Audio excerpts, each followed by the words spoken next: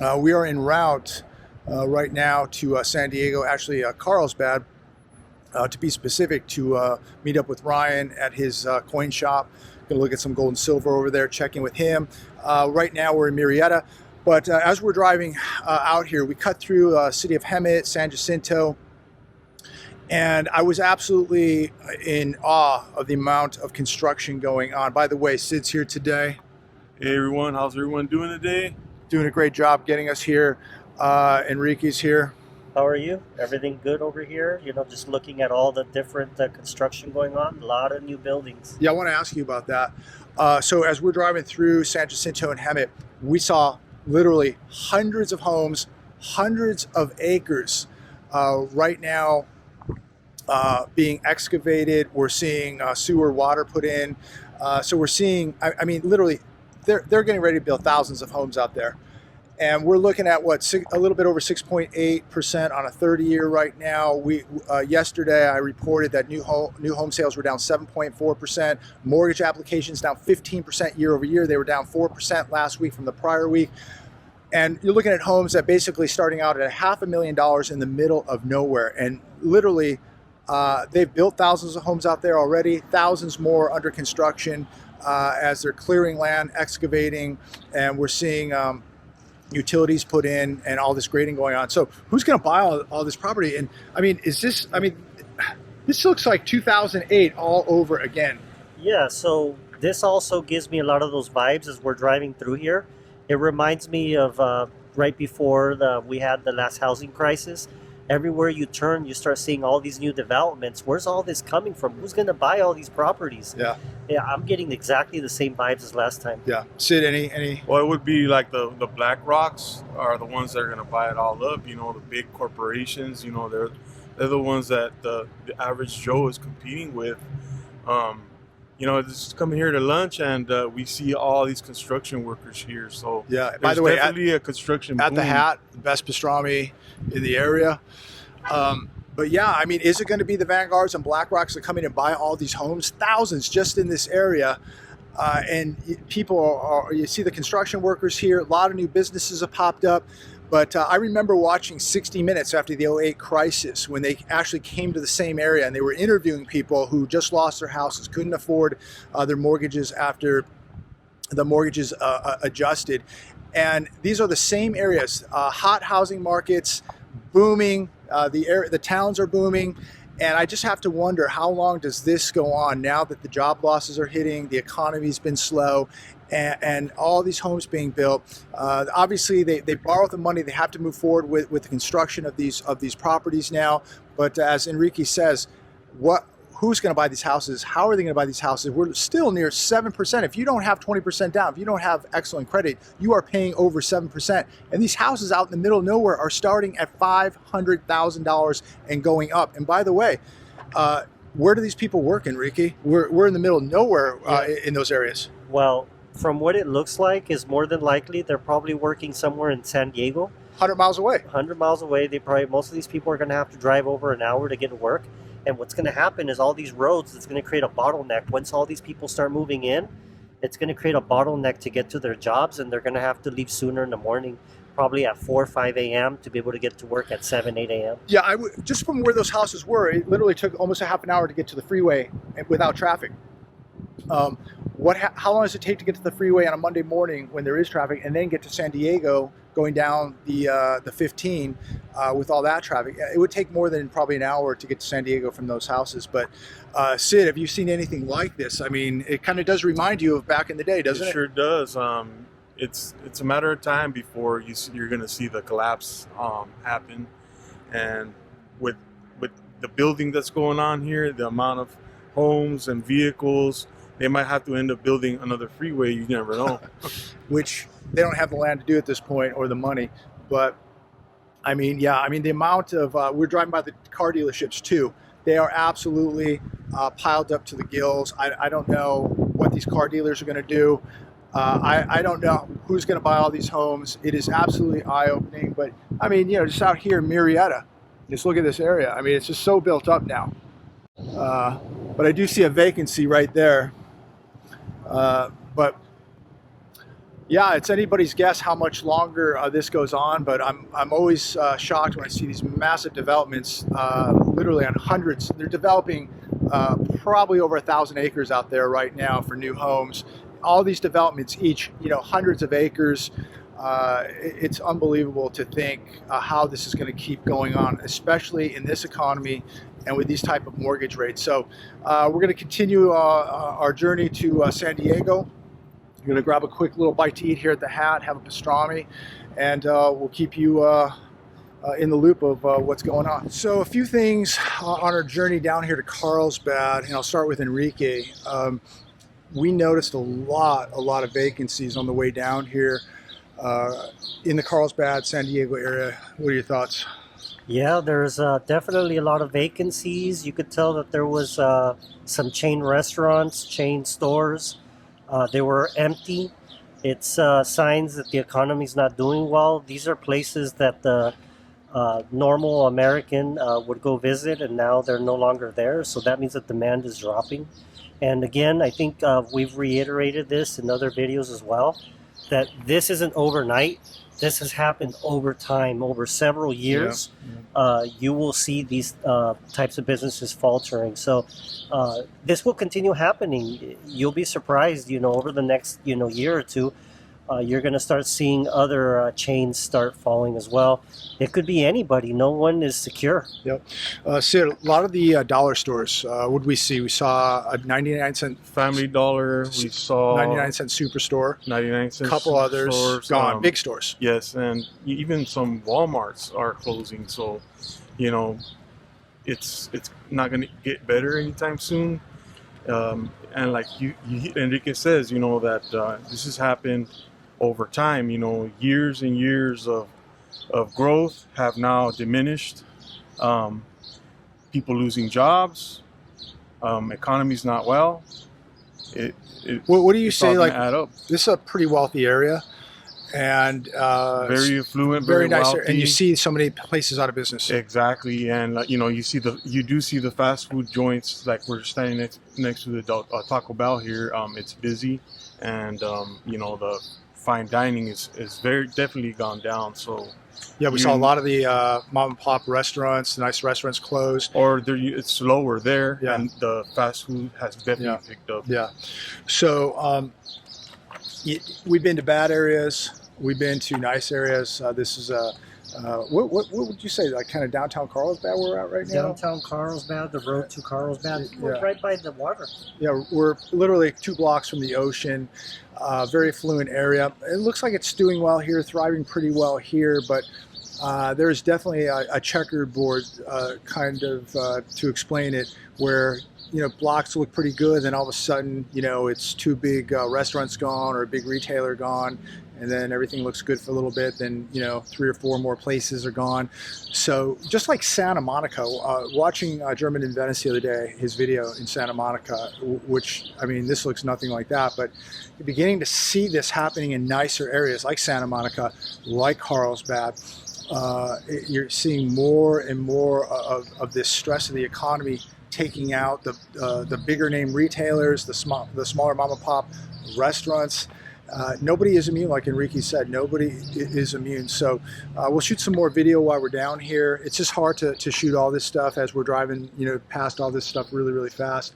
But we just wanted to take a minute here, kind of explain to all of you with what we've seen with our own 2 eyes so far today. We're going to check out Ryan's coin shop here, see what he's got, talk to him, see what he has to say as far as what his clientele is doing and what he sees. So stay tuned. So we're here at Ryan's shop, First National Bullion in Carlsbad, California. And he's going to show us around a little bit. And we're going to ask him some questions. So Ryan, how's business been? What are we seeing right now in the metals market? I'm seeing a lot of sellers right now. A lot of it is people struggling with bills. A guy just got laid off from his construction job. Construction manager for 20 years, can't find any work. So that's what I'm seeing. What did he bring in? Gold, silver? He brought in a lot of gold. Okay. So just stuff he's had over the years. Done well on it. Time to cash it out. Got to pay the mortgage, the car payments. Yeah, out of a exactly. job They now. have bills, and now those bills are getting more and more expensive, so they have to sell some gold. It's interesting that you say that, because on the way up here, I got a text, and Sid knows the same guy that I know, runs a big pawn shop out in the area, and he just sent us 3 pictures of the amount of volume of gold and silver that came in today. People just selling it, taking the cash. Because they need money. Same situation, losing jobs, have bills to pay, and they're selling whatever they can. But he said this is like some of the, probably one of the most busiest days where he saw gold and silver come in. People need the money. So we're definitely seeing a lot of desperation right now. So more people coming in with the same kind of story, where they need to sell for money because they've lost their job or they're hitting economic hard times? Yeah, exactly. Okay. People just, they need that extra $500 from the silver they had laying around. So why are we seeing today metals down? Yesterday, metals down. What are we attributing this to? I would say that's just profit taking. Uh-huh. These metals have gone up about 30-40% the last 6 months, and nothing's going to go up in a straight line. Yeah. So it's probably people, okay, I could take a little Right. money off the table. Right. I will say what this I would say. too. I think that we got the GDP number today. I think it came in at 2.8%. Don't quote me on that, but I think it was. I think they expected 2.1%.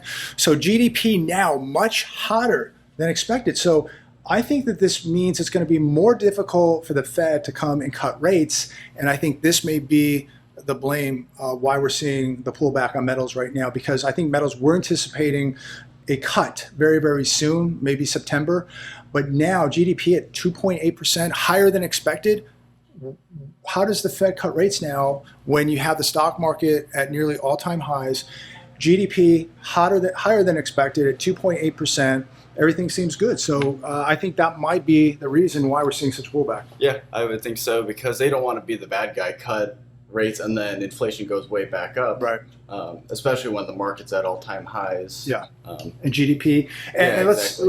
let's be very honest. GDP is up because of government spending, not because of a booming economy, not because everybody's out there making money, not because everybody's out there spending everything that they have, because we see now that people are spending less. They're buying the same, they're having to spend more to get less, but people are cutting back on nearly everything. So that GDP number is very misleading, because most of that is government spending. Just like when we see, the jobs every month, what's number one now? It's government and health jobs. And if you're in the health field, most of these are government jobs too. So the biggest leader now in job creation is the government. And so the GDP number, very, very misleading, but I think that has a lot to do with what we're seeing in gold and silver prices. So I think it's a great time to probably come in and buy something. And of course, before we go any further, why don't you, any information you want to give, somebody wants to contact you. If they're in the Carlsbad area, they watch the channel, maybe they're coming into vacation, maybe they're just, maybe they're from California, they're down at the beach, they want to come in and see you, maybe buy some gold, buy some silver. Where are you at? How do they get a hold of you? So we're off Carlsbad Village Drive. I can put the address and phone number, all that contact information in the description. If you guys want to come on in, just see what we got, kind of see how everything works. If you haven't dealt with a retail place, if you've just done your shopping online, you can kind of get a different Quick phone number. 760-253-8072. All right, that's how you get a hold of Brian if you're in the area. I'll put the information in the description down below. But if you're in town, you want to say hi to Ryan, you want to come in and buy something, looks like you've got a nice amount of inventory. I'll just kind of cruise through here. We've got rounds, we've got coins, we've got bars, gold, silver, all that good stuff. Sid's going to buy something right now. What are we looking at? All the Kuberans, Okay. and then I'm looking at this 1.5 ounce Canadian Wolf. So big difference between buying physical and buying paper silver, right, and gold. Here you can come in. So what's the process for people who don't know if they want to come in and see you? What's the process of buying a couple physical coins? Okay, so you need some cash. Okay. Yeah, so it's going to be cash or check, because we can't take cards because the fees are too high. Okay. So you take checks? Yeah. So Okay. if it's personal checks, we have to wait for it to clear until we release the metal. Okay. Cash, you can take it instantly. Okay. Basically what happens, it's pretty simple. You just pick out the product a lot of people haven't bought before, so you need to explain the products, Right. like Silver Eagles versus bars, Yeah. what the premium difference is, why Right. you buy each one. And then a lot of it is just personal preference. They'll pick out their favorite, and then you get how many total, and then just settle. And just like any other store, write a check, bring out the cash, and you walk out with it. So that's kind of nice when you can just come in and buy something. You're buying something today? Yeah, so I'm going to get, looking at these 2 coins. One's a Krugerrand, one's a Canadian Wolf. Oh, but this is at a 1.5 ounce, which is, you don't see this very often. Okay. Which is really cool. And make the purchase today. There you go, adding to the collection. Adding to my collection. So metals are down, probably not a bad time to add to the inventory. So Enrique is going to make a small purchase here. 2 1/10 ounce gold eagles. I like these because of their size. If you ever got into a barter situation or had to use your metals, it's nice to have something under an ounce. Having 1/10, I believe it's important to have these in silver also. But if you ever come across these in a 1/10 ounce, always really good to put away for emergency, because you don't always want to have to use an ounce. Yeah. 1/10 of an ounce is really, really convenient, and you never know where things are going. So very, very important to have. Anything you want to add to that? I would say be cautious of the premiums, because the premiums are typically pretty high. Yeah. But I think having ones that you could have, it's $200 instead of $2,000. Right. If you just need a little bit of money, then you get that visibility. Yeah. So that's all I would add to that. Yeah, I agree. Majority, like for me, the majority that I have is 1 ounce. Mostly coins, rounds, some bars, but mostly coins and rounds. But I do have some 1/10 ounce. That's a minority of what I have acquired, but I think it's important to have some of the smaller coins. Absolutely. As we're sitting here talking with Ryan, another reason why it's always good to buy from a reputable dealer. There's a lot of places online. There's a lot of scams going on. People think they're getting a good deal. They're getting ripped off. Ryan's going to explain to you. This is all the fake silver he's come across. All this stuff right and here. It looks Morgans, Eagles, miscellaneous rounds. So people come in and say, hey, I want to unload this. They landed up getting ripped off. Maybe they bought it on eBay. They bought it from a friend. They bought it from another dealer. Okay. Like that. Okay. You got to be very, very careful.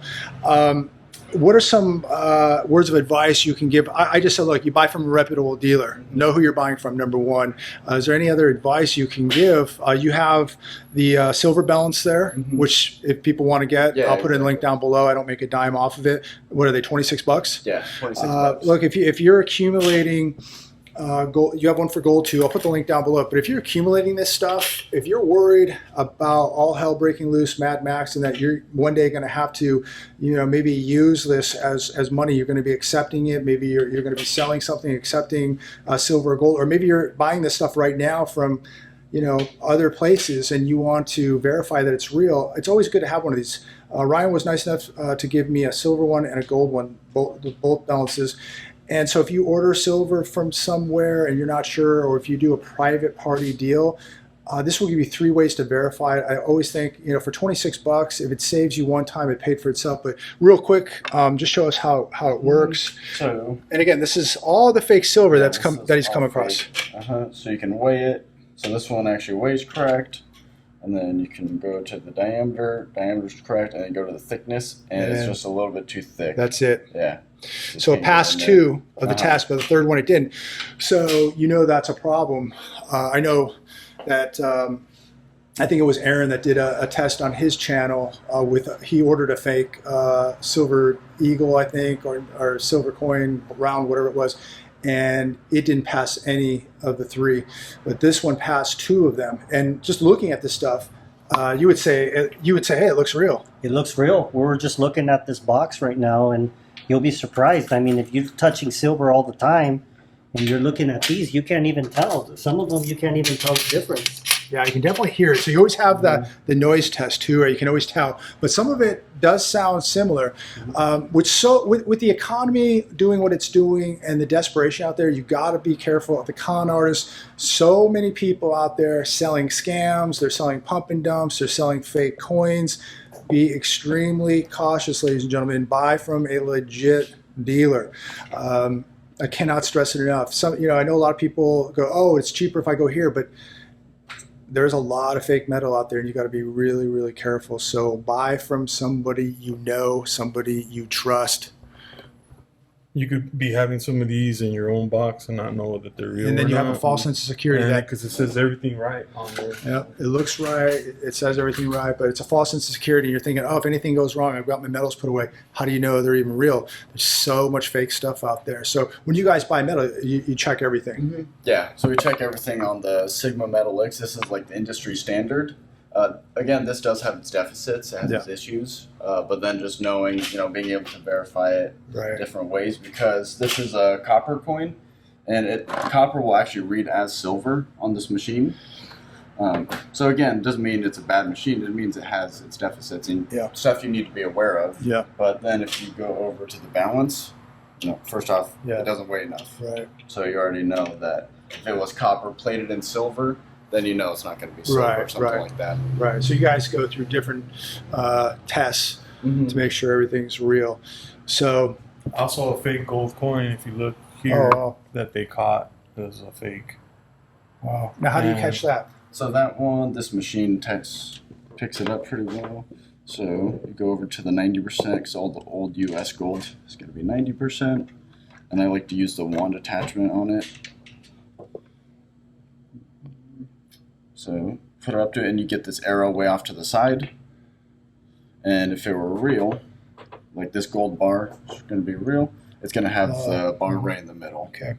So simple way to test it. Okay.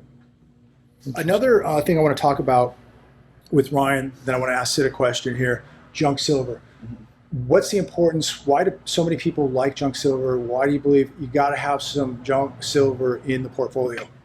Because it's recognizable, it's divisible, and if we get into a situation where you have to barter, that's probably the best thing to barter with, because everyone's going to know what it is. It's established 90% silver, and this dime right here is about $2.30, and no matter what, it'll buy about $2.30 worth of goods and services in whatever economy and however it develops. Sid, you got some mercury dimes here. Yes. Tell us. Back in the 1940s, this coin is from 1942. You can go to any store, you can purchase a candy bar for 10 cents, or now this is worth over $2. You can buy 2 candy bars, so it's got even more purchasing power. So that's absolutely amazing to think, and people they don't understand that dime still has even more purchasing power today than it did then versus the U.S. dollar. Quick question I want to ask Ryan, because a lot of people will write to me, not a lot, but there's always 2 or 3 that'll say you can't eat your gold or you can't eat your silver. But I believe that is completely untrue, because silver and gold are 2 of the most liquid assets on planet Earth, and so if you needed to eat, you could take your physical gold or silver into somebody like Ryan. He's going to give you cash. You can then go to a grocery store. You could go to a farmer. You could go wherever you have to go, and you could pay your bills. You could get food, right? So technically, you can eat gold and silver because it's so liquid. I could go anywhere in the world. People recognize it as real money. They're going to give me a currency anywhere in the world. I can take it to a store, to a farmer, and get food. Correct? Mm-hmm. Yeah, correct. And if there's a situation where the grocery stores don't have food, there's going to be a farmer that will accept it, or there's going to be some way around it. And we're looking at right now, maybe people are liquidating for food right now, but as you said earlier today, people are coming in selling this stuff so they can make their mortgage payment. Mm-hmm. So they're paying for a roof over their head with gold and silver, possibly paying their grocery bills too. Yeah, it wouldn't surprise me to see people struggling that much to try to just get anything for gold and silver because they need to eat. That's more important. Right. So when a friend of mine from a pawn shop tells me today, sends me pictures of all the gold and silver they're buying, most of those people are taking that money to the grocery store because they don't have money to eat. A couple weeks ago, Enrique and I were out. We hit a food line that was a mile long, hundreds of cars. So we're now seeing serious food insecurity in America. We've been seeing it for years, but now it's off the charts. So to think that you can't eat this stuff, these people are completely wrong, because these are 2 of the most liquid assets on planet Earth. This is what you put away in case you have to eat. First off, I would recommend you put emergency food away, put some food, water away, emergency canned food, put that away so you don't have to tap into this. But if worse came to worse and all hell broke loose, you're in a Mad Max situation, this stuff is extremely liquid. In fact, you may not even have to exchange it for for a currency, because a currency could be gone at that point.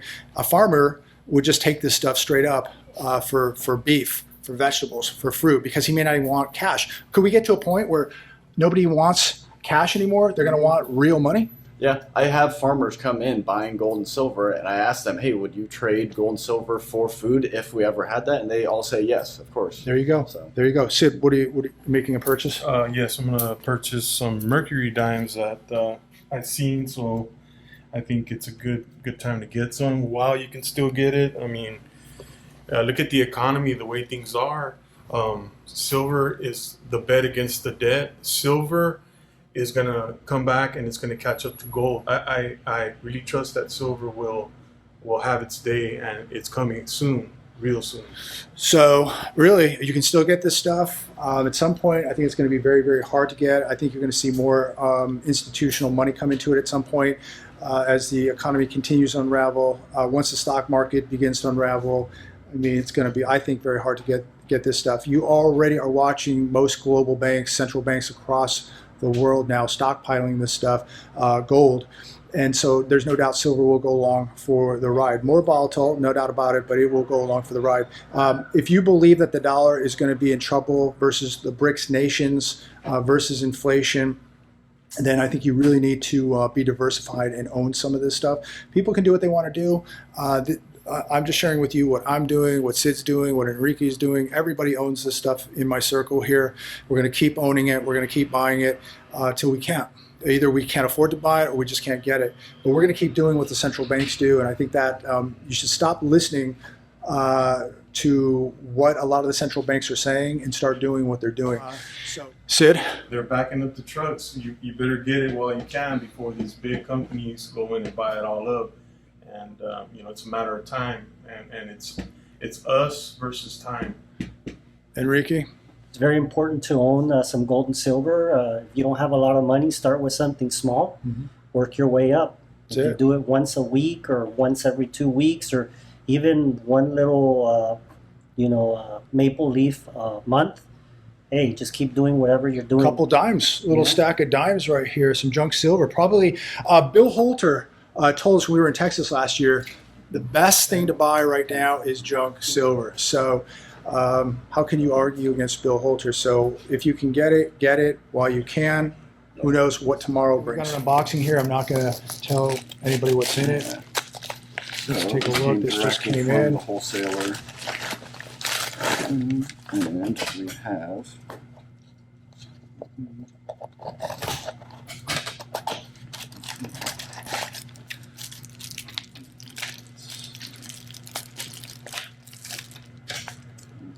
big unboxing here.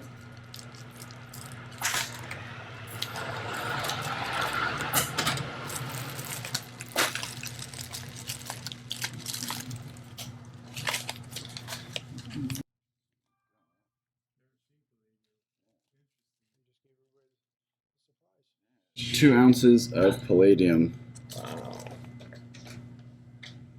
And what is 2 ounces of palladium running today? So the premiums on palladium are a little expensive, more so than the gold and silver.